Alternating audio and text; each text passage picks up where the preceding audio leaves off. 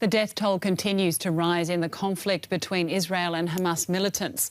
Overnight, a bomb from an Israeli air raid struck a residential building in Gaza, killing at least 10 people, including children. It's the deadliest single strike so far in this most recent conflict. Meanwhile, Hamas militants launched hundreds of rockets towards Israel, some hitting residential areas. At least 139 people have been killed in Gaza since Monday, while in Israel at least 7 people have died. The conflict has now also spread to the larger Palestinian territory, the West Bank. In an instant, a 6-story building is reduced to rubble. All throughout the day and into the night, explosions reverberated through Gaza City as Israel intensified its onslaught against Hamas. As the conflict escalates, hour by hour, Gazans are fleeing their homes with whatever they can carry. Some have come to this school run by the UN in search of a safe place. We were planning to leave during the night, but drones and jets kept bombing us. At dawn, we started moving and ran to the schools. Our children were screaming. They wanted to get away. When we woke up, we found everything behind us destroyed. There's nothing left.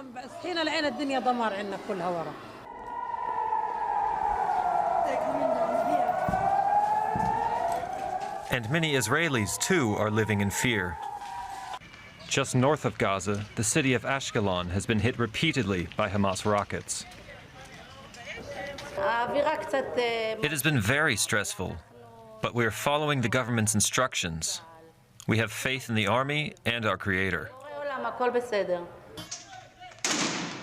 Gaza is not Israel's only front in an intensifying conflict.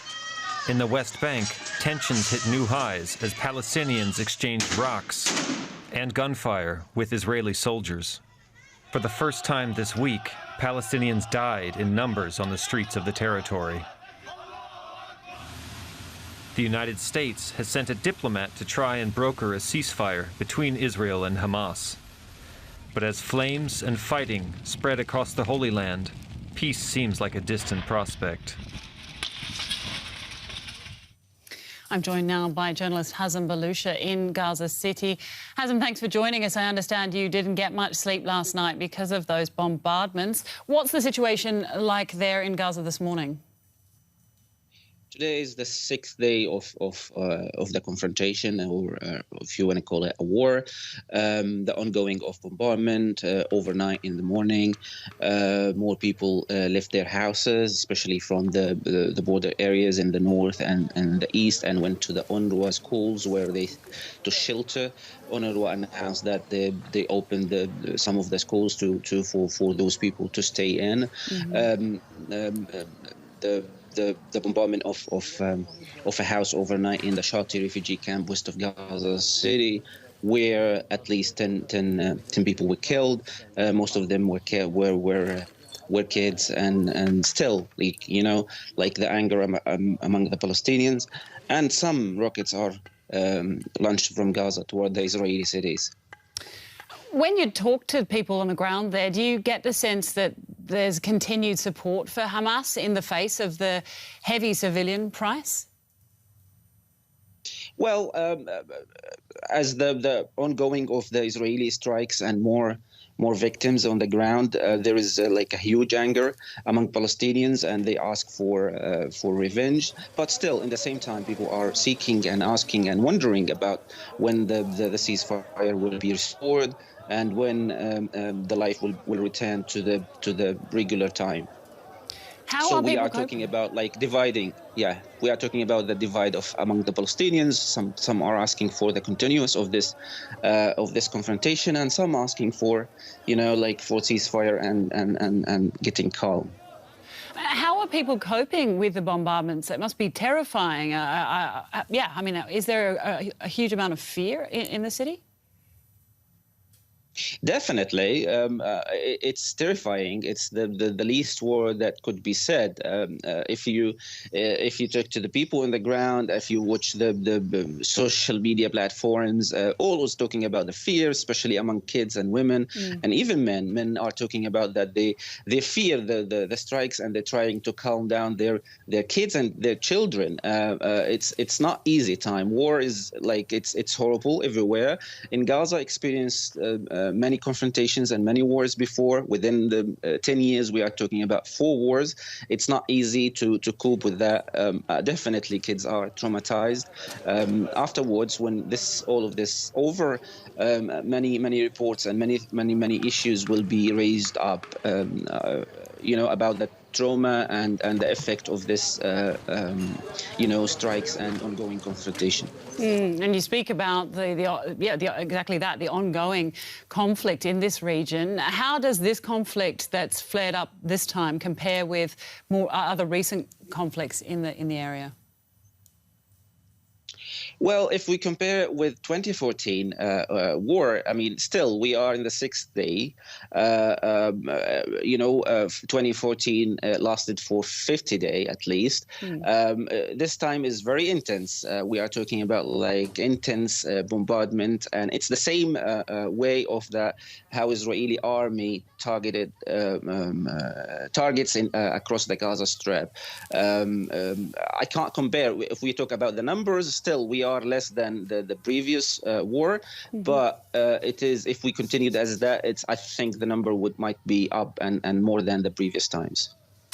All right, journalist Hazem Balusha speaking to us from Gaza City. Many thanks for the analysis. Welcome. DW reporter Shani Rosanas has reported extensively on the region and is following this latest conflict for us. Shani, thanks for coming in. Things still clearly very tense in the region, look to be getting tenser. What happened overnight? What did we see playing out?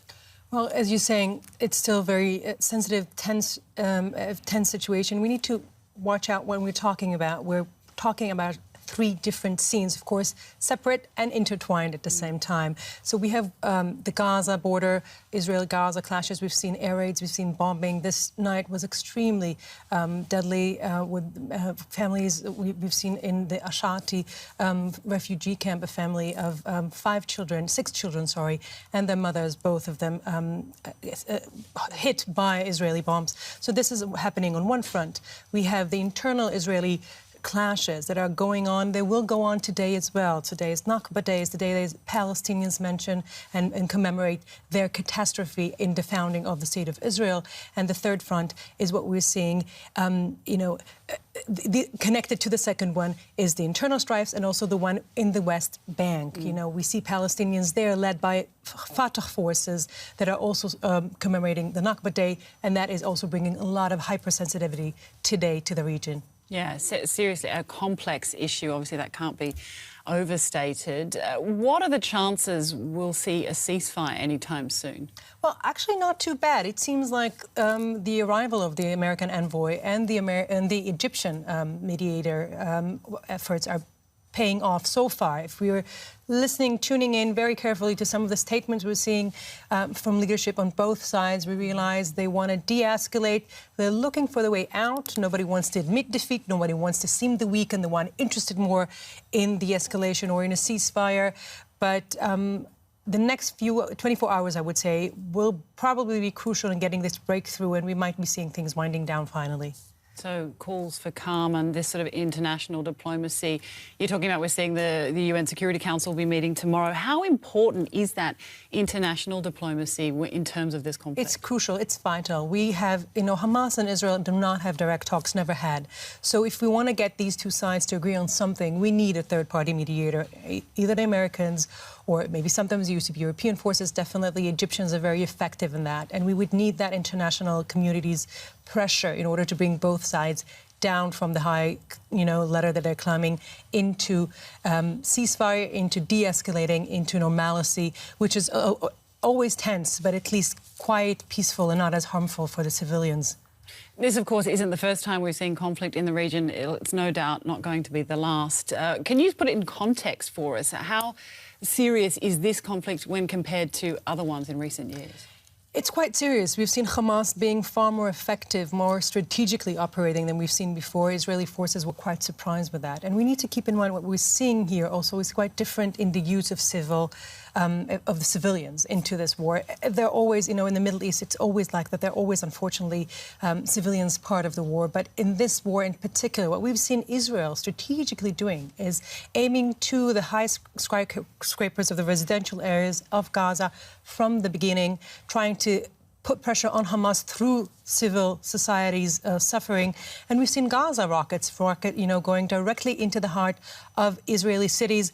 Having 7 casualties on the Israeli side, of course, the proportions in numbers is nothing, is unbelievable. The disproportion is unbelievable. But at the same time, what we're seeing is quite big achievements for Hamas. 7 casualties on the Israeli side is a lot for Hamas, and they know that, which is partially why they want to finish this and bring this down, because they cannot gain much more. They know that. Right. Shani, thank you very much. Shani Rosanas, DW reporter. Several thousand people in the Australian city of Sydney have marked the Palestinian National Day with a protest against Israel's attacks on Gaza. Demonstrators gathered at Sydney Town Hall and marched through the streets carrying Palestinian flags and chanting slogans condemning Israel. There was also a smaller protest in Melbourne. Nakba Day commemorates the displacement of hundreds of thousands of Palestinian Arabs during the first Arab-Israeli war. That conflict began on this day more than 7 decades ago. Here's a look. When Britain officially withdrew from Palestine in May 1948, Jewish leaders announced the creation of a new state to be known as Israel. To many Palestinians, though, the day is known as Nakba, also called the Palestinian catastrophe. What followed was a bloody conflict between Arab states and Israel, and for Palestinians, a memory of displacement never forgotten. For them, Nakba is a day rooted in historical tragedy. But its symbolism is still felt strongly today, with the fight for statehood still ongoing. Many Palestinians hope by continuing to assert their culture, it will keep the collective sense of nationhood alive and potentially undo the Nakba. The day is normally marked with demonstrations, not just in the Palestinian territories, but all over the world.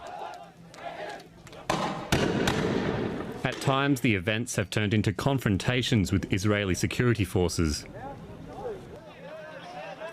The recent unrest, sparked by the potential eviction of Palestinians from their homes by Israeli authorities, will add more fuel to the fire for those commemorating this day. Meanwhile, a vigil against anti-Semitism has been held in Gelsenkirchen in Western Germany. Earlier this week, demonstrators shouted anti-Jewish slogans outside the city's synagogue. But on Friday, supporters rallied in solidarity with Jewish communities. Police estimate around 300 people took part. A spokesperson for Chancellor Angela Merkel said Germany will not tolerate anti-Semitic protests, while peaceful protests against Israel's policies were allowed. Some of those took place in other German cities such as Berlin.